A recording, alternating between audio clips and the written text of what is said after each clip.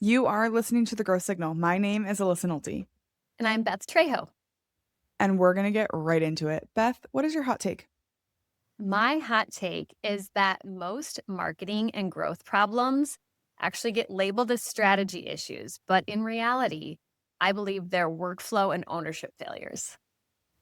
I would love to dig into this a little bit deeper because I have been I think victim is probably the right word, of a million gurus on the internet who talk to me about all of their strategies and their tricks and their hacks and their perfect blueprint mastermind, insert whatever buzzword you want to put on that, examples of their growth strategies. And what you're telling me is that it's not quite as difficult esoteric as strategy, but there's more of a concrete practical approach to growth. Yes, and I think that, I have a love-hate relationship with the word strategy because on one hand, we use it internally. I run and own a marketing agency. But I also think that a lot of things hide, like you said, in between strategy and just the word itself. I actually think it becomes a safe word that marketers use at times, Yeah. whether they're trying to avoid hard decisions or they're, trying to flex a little bit. But I think in reality, when you start to break down what that word is and how you want marketing to work within your organization, I think that's when you really start to uncover kind of the underlying issues if something isn't working. Yeah, and I think your point about what we call strategy and how we use the word versus what it actually is well taken. Because if I say, "Okay, what's your strategy?" like to my 10-year-old, for example, Yeah.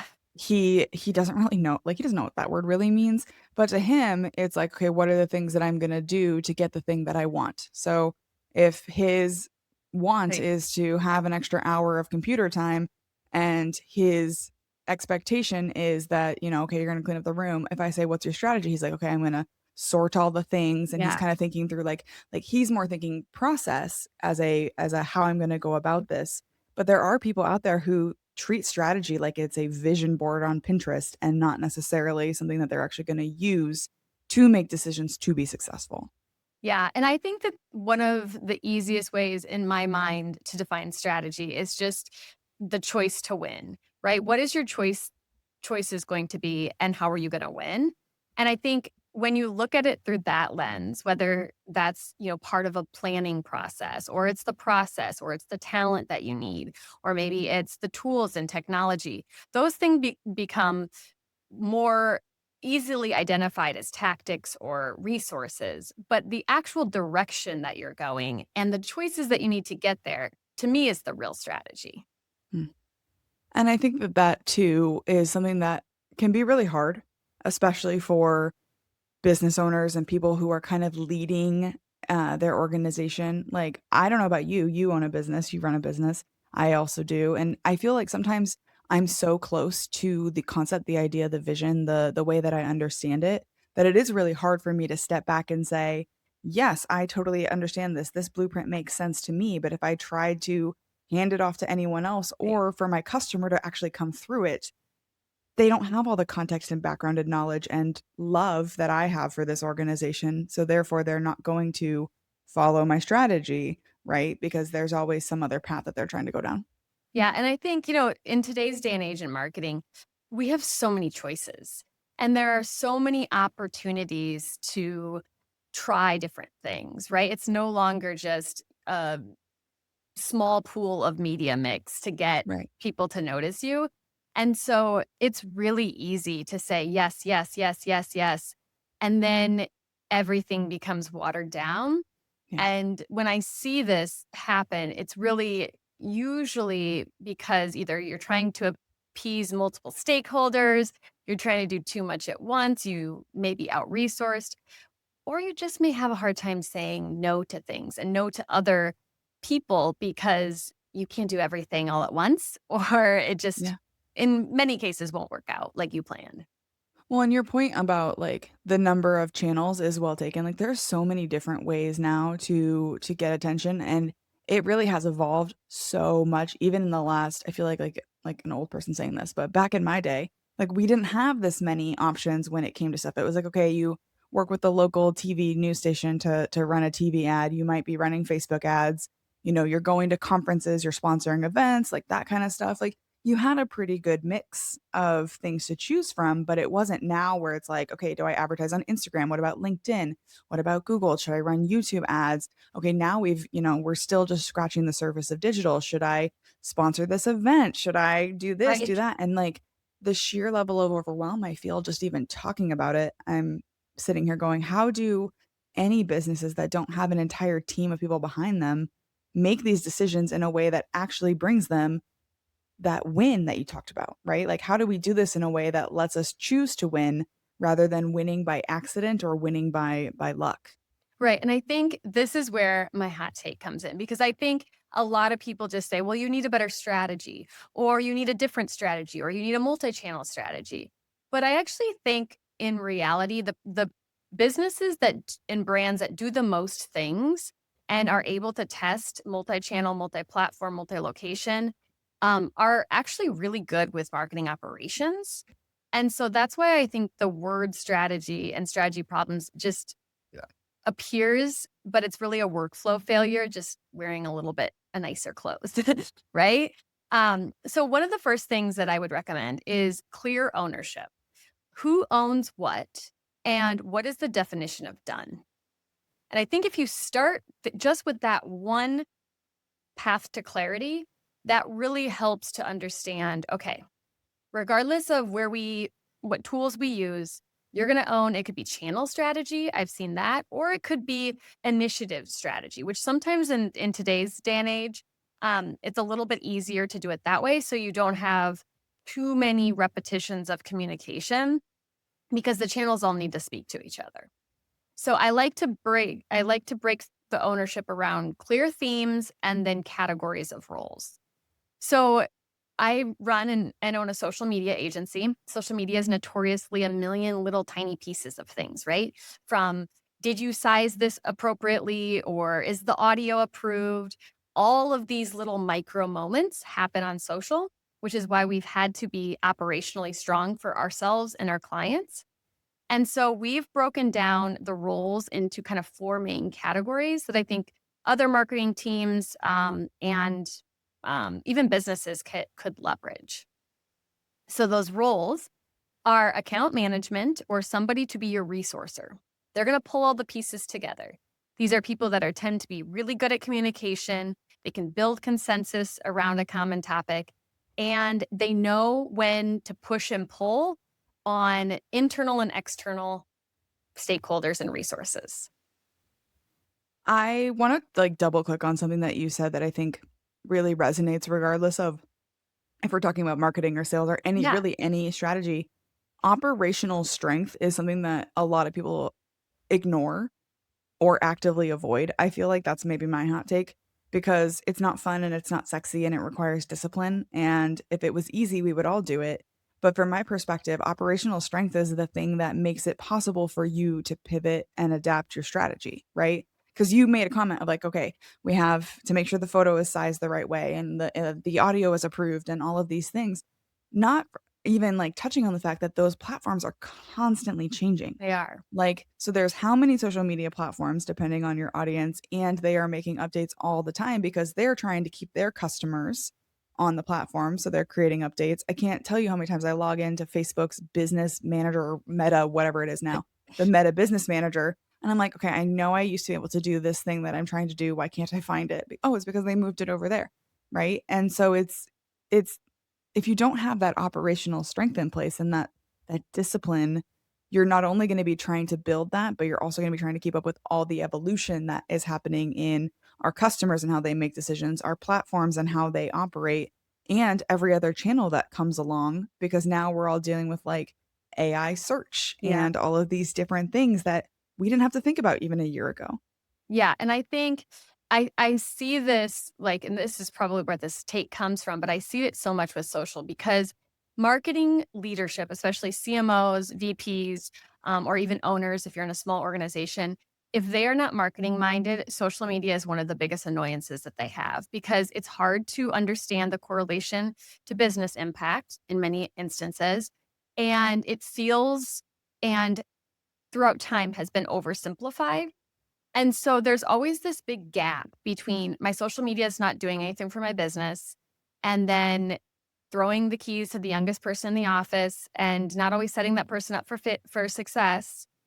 And it just becomes this like constant friction point Yeah. where if you do have good systems in place, the platforms behave better, your outcomes become more clear. You have, you know, content that is more connected to your audience. And it's easier to see the ripple effects when everything is in line. Again, regardless of the strategy. And I think that that's one of the biggest things because most like marketers are just figuring out their social media operations on their own. They're making their own checklists, they're making their own content calendars, and that person leaves. And guess what? They have to start all over again. And Yeah, so well, it's, especially if you're running your strategy on vibes yeah, of a single person rather than like thoughtful operational expertise, someone who knows what they're doing, someone who, you're thinking about it in terms of your business and not in terms of, what the latest greatest thing is, right? So like my business is not on Instagram. It's not relevant to us, right? But we're all over LinkedIn because if you had to tell me like, okay, you have to be on TikTok and you have to be on Instagram and you have to make reels and you have to do all these things, I'd be like, I will do none of those things. yeah, that's Or right. I will do them all very poorly. So if someone is listening to this and they're feeling that little twinge in the back of their mind that says, okay, I'm really running my strategy on vibes rather than running my strategy on operational excellence, and I'm misusing that word. What is the one thing that we need to start doing to move towards doing this the right way so that we can have strategy so that we can choose to win? Yeah. So I think the first step is if that isn't not your natural tendency. I am not an operationally strong um I'm not either. marketer and I never was. And I've ran this company for 14 years and I've always put really great people around me that were. And so I do think that recognition of your own qualities and how you can show up to be your best self is step one. And there are so many amazing AI tools that I wish I would have had to help and support that. So, I mean, from the basic level, start with just documentation. How do you do things on a regular basis? And what are the things that, if you pulled that one step, everything would fall apart? Right. And so maybe that's proofing before something goes off. That's a huge piece of a operational is quality control. So whoever is the proof checker or the that last quality control point, that's a really strong one. So that's important. And then maybe some of the other ones, you kind of keep a little bit loose until you grow or until you expand. But there are probably some critical points of that are higher risk. So ad spend. Do you understand how budgets work? And can you make sure that there's fail safe guards so that the extra zero doesn't through your budget? I've seen that many of times. And then, like I said, before something is posted, is there some form of review? Alignment of content. Are you actually making something that somebody wants or is giving them value? There's so much slop out there that it has to be even sharper than we've had in the past of connecting to your audience. And that Let's talk. Go ahead. Sorry. well, and that role that I was talking about, like breaking down those roles, that resourcer is typically the first one that most businesses need. They think that they need an all-in-one marketer, but nobody is a unicorn. They can't do all the things. And so when I am talking to business leaders about hiring marketing, I say find somebody who understands enough to hold others accountable and can, qualify good from great, but is really good at pulling together pieces, whether it's contractors, agencies, whoever, to help expand those capabilities when you need it the most. Yeah, I think especially in marketing, all-in-one people are a myth. Like, there Yeah. is no one out there who is all-in-one. Even, like, 15 years ago when I was in college, my small D1 university in Northern Iowa had a marketing degree, and it had 5 different emphasis that you could Well, go through. It was, like, advertising and promotion, digital, international, yeah. like, all supply chain and logistics. I'm like, "Okay, well, I'm not sure how that's marketing." But anyway, I digress. So it's like there really is no such thing as someone who does all in one because the skills required to do video production are very different than Right. the skills to create ads versus running ads and all of that goes into it. So I couldn't agree more. You need like a person who can be that monolith in the middle who's really good at spinning out and seeing other people's talents and bringing them to the table.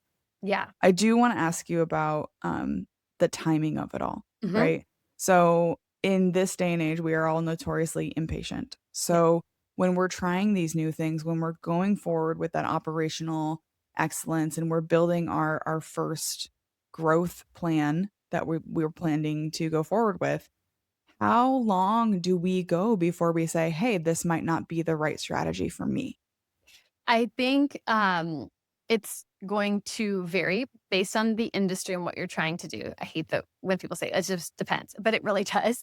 Yeah. But I would say, for social, let's just take that one channel. You need to be able to get out of the learning phase if you're doing any form of paid social, and you need to be able to, you know, build up that engagement to signal even the paid side of things. So 3 months is really the minimum that I would let a campaign run before you make drastic changes. You can make optimizations, tweaks. Should we move something on the landing page? Should we add in new copy? Should we add in new creative? Those can be done on a regular basis, but big, like, levers or cancellations of trials, I would say, 3 to 4 months is pretty standard in most industries. And I think that setting the expectation is really important there because I've worked with people who would run an ad for a week. And if it didn't produce magical results, like, well, clearly this is not working. We have to change something. And then it was constant like brand whiplash and it was messaging whiplash and everything was changing all the time. And I wanted to be like, I think that maybe you need to give the algorithm a hot second to like catch up and figure out what you're trying to do so it knows who to push to. Right? So, yeah, validation for my gut feel then on at least 3 months minimum because, like with this podcast, for example, I've been doing it for over a year, but it took like 6 months probably for anyone like, for me to really feel like I was getting traction, and if I had given up after the first month of, not being a massive I'm not Joe Rogan yet, so I guess I have to, give up on that. I think there's a lot of people who look at virality on social media and this idea that if I spend $100, I should get $1,000 in return on investment immediately. So, help us understand, like, is virality a real thing? Is that something we can expect, or is that a thing that we all talk about? Like the difference between a plane crash and a car crash, right? Much more likely to be in a car crash than a plane crash, but we all talk about the plane crashes. Yeah, I think, when you look at the return on investment, because I know a lot of people are either, especially in marketing, are getting pushed to have very defined answers for that. But what I want everybody to remember is that right now we have a very low trust buying group, right? Consumers Yeah. have hesitation. They are weary of brands, especially if you are in or selling anything that is more complicated or a higher price point. B2B, technical sales, anything that has a level of education or again, the price point is higher. That needs a higher authority and level of trust. And so when you have that, you have to have more touch points. You are going to have to shake a lot of hands before you find somebody who is going to be your perfect match, right? And we have known this in real life for years and years and years. But for some reason, when it moved to digital, it people wanted that quick turnkey Yeah. approach. And so when you're looking at return, because I totally understand everything needs to be correlated to business goals, I would just look at scenario planning, right? So if you are trying to reach a very niche audience that is, let's say, only 50,000 people that could even be in that audience, of those 50,000, how many people do you think you could reach online? How many of those you think you could, connect with the problem that you're solving? And you just kind of like go down that line to be able to better estimate. Okay, well, this is going to be an expensive campaign, but my price point's high. So if I can sell 2 of these products in the next 6 months, I'll feel good about bringing in new customers that we then can upsell and, expand services. So that's the best I think I've found to have real dialogue about return on investment is just risk and scenarios. Considering all of the people that you know or aspire to know, who else is out there? Who else do we need to be listening to? Well, I think, if I had to pick like one person, one of my favorites, he actually owns another agency, and he's an agency owner I've followed for a long time. His name is Will, and he's at Sear Interactive. He's their chief innovation officer. And he talks so much about just what's happening with AI and how it is changing. And I just think he's a really good communicator. So he's one that I always follow on LinkedIn for sure. And if someone is loving this conversation, they want more of you, where can they find you online? They can go to Chatterkick, just like it sounds, one word. And my name is Beth Trejo, and it's pretty accessible on all the platforms. Our handle's Chatterkick, and you can find me linked on our website. And if you're looking for me, you can head to LinkedIn, search Alyssa Nolte, and if you find the Notorious Plant Killer, you know you have found the right Alyssa Nolte. I'm also writing on Substack under Alyssa Likes to Talk. Beth, thank you so much for taking the time to jump on the call today to tell us about your vision of what strategy is versus what process is versus what wishful, hopeful thinking is. I love your idea of, we can make the choice to win, but we have to do what it takes to get the right people in place, to get the right operational excellence, and to really make sure that our strategy reflects that choice overall. So, Beth, thank you so much for taking the time. I loved this conversation. Thank you so much.